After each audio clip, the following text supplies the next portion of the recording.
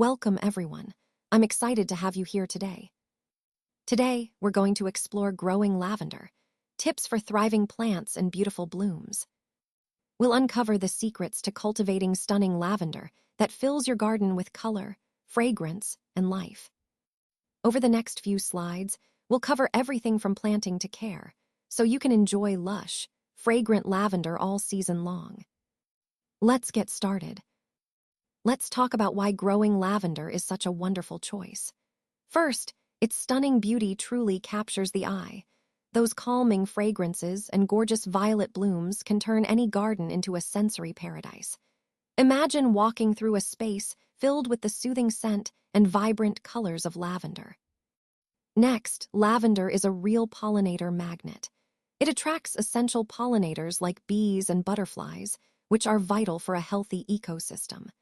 By planting lavender, you're supporting biodiversity and helping create a thriving environment. And finally, lavender is incredibly versatile. It can be used in so many ways, whether you're into culinary creations, aromatherapy treatments, handmade crafts, or simply decorating your home with beautiful arrangements. All these points tie into the overall idea that lavender is not just beautiful, but also beneficial and practical to grow. When choosing the right lavender variety for your garden, it's important to consider your specific climate and growing conditions. Picking the right type ensures not only beautiful blooms, but also healthy, thriving plants. Let's start with English lavender, or Lavandula angustifolia. This is the classic choice that many gardeners favor. It's known for being cold-hardy, so it can handle colder temperatures, and it has an intensely fragrant aroma. It's perfect for zones 5 through 10. You'll notice it tends to have a more compact growth habit, and it offers that true lavender scent we all love. Next, we have French lavender, or Lavandula dentata.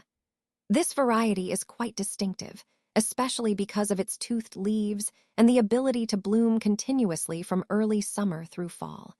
It prefers warmer zones and does well with mild winters, making it a great option if you're in a slightly warmer climate. Then there's Spanish lavender, or Lavandula stoiches. What makes this one stand out are its unique rabbit ear petal formations on top of the flower heads. It's exceptionally heat-tolerant and thrives in zones 7 to 9, making it ideal for hotter climates. Finally, we have the Lavandin hybrid, or Lavandula X intermedia.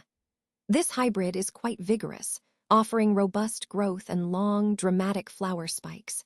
It's very adaptable, functioning well across zones 5 through 11, and it's especially good if you're interested in harvesting lavender for essential oils, thanks to its excellent oil production.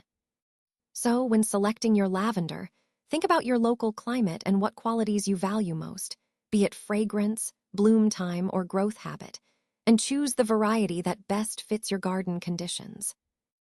Starting strong with your planting is key, so let's talk about some essential tips. First, choose quality plants. Look for healthy transplants that have strong white root systems and vibrant green growth.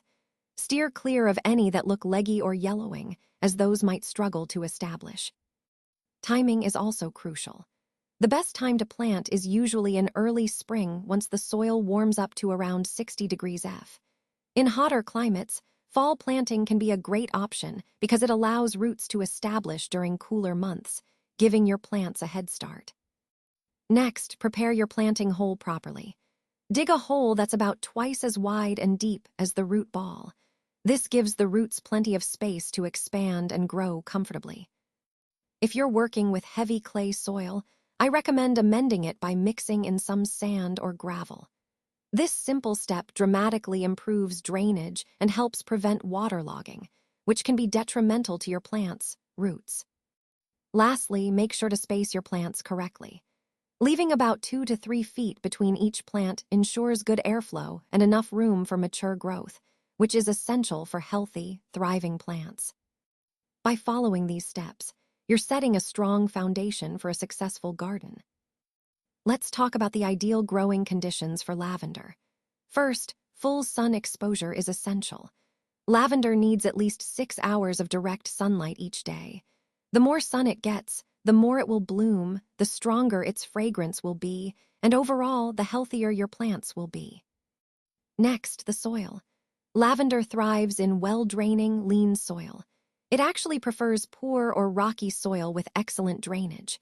Avoid rich, overly fertile soil and too much moisture, as these can cause root problems and hinder growth. Now, considering its origins, lavender is native to the dry, hot hillsides of the Mediterranean. This means it's naturally adapted to challenging conditions like heat and drought, so don't be afraid to embrace those elements in your garden. If you live in a colder or wetter climate, there's still hope.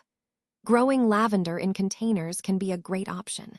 It allows you to control the soil quality and drainage, plus you can move your plants to sheltered areas during harsh weather conditions. Overall, understanding these ideal conditions helps ensure your lavender plants thrive and flourish beautifully in your garden. Pruning for health and blooms is all about understanding how to care for your plants to keep them healthy, vibrant, and full of flowers year after year. Proper pruning really is the secret to maintaining a compact, vigorous plant that looks great and blooms abundantly. Let's start with post-bloom pruning. Right after your plant has finished flowering, it's a good idea to cut back about 1/3 of its total height. This helps encourage new growth and prepares the plant for the next flowering cycle. Next, it's important to avoid cutting into woody stems. These are the old, brown, tough parts of the plant, and cutting into them can cause damage. Focus your pruning on the flexible, green stems, which are the healthy, active growth points that will produce new flowers and shoots. Strategic pruning can also encourage a second bloom later in the season. By selectively trimming parts of the plant, you promote bushier, fuller growth, and in the right conditions, this can trigger an additional flowering cycle, giving you more beautiful blooms. And finally, spring pruning is essential. It helps remove any winter damage, rejuvenates tired or overgrown plants, and really boosts flower production for the upcoming season. Regular spring pruning keeps your plants healthy and thriving, ensuring they continue to produce those spectacular blooms you love. Let's talk about watering and fertilizing your lavender. The key idea here is the less is more approach. Since lavender hails from the Mediterranean, it actually thrives on a bit of benign neglect.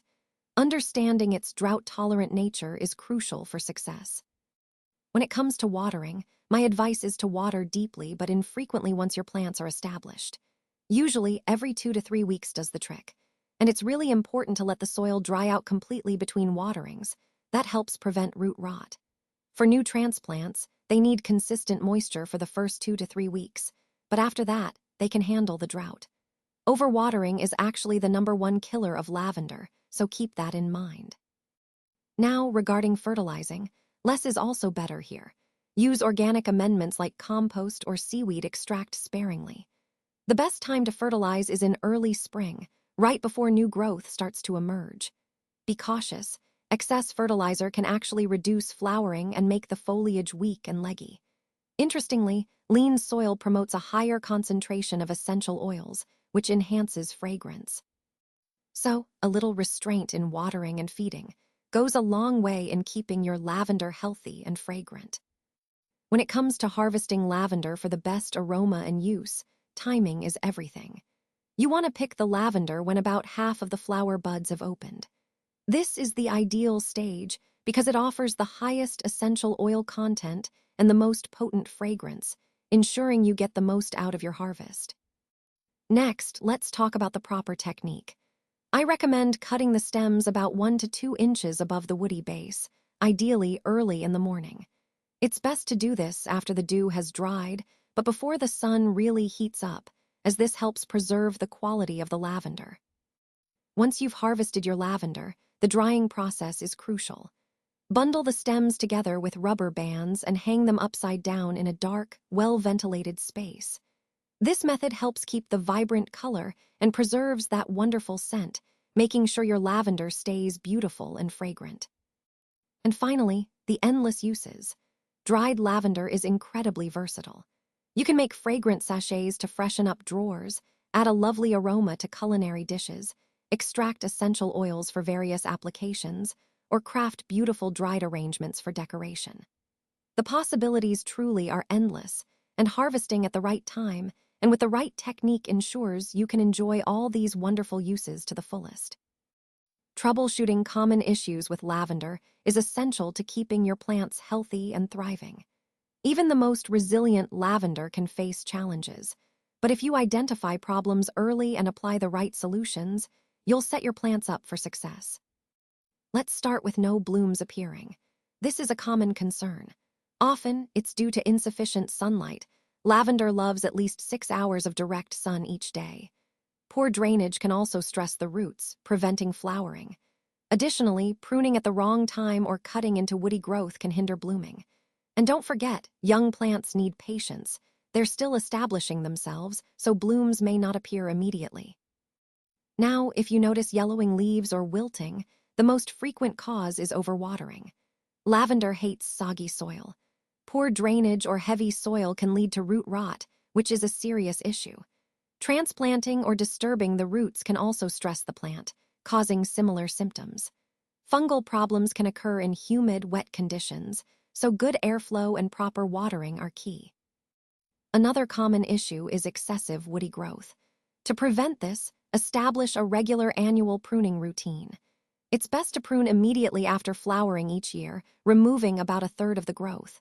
This encourages fresh, healthy stems and keeps woody bases in check.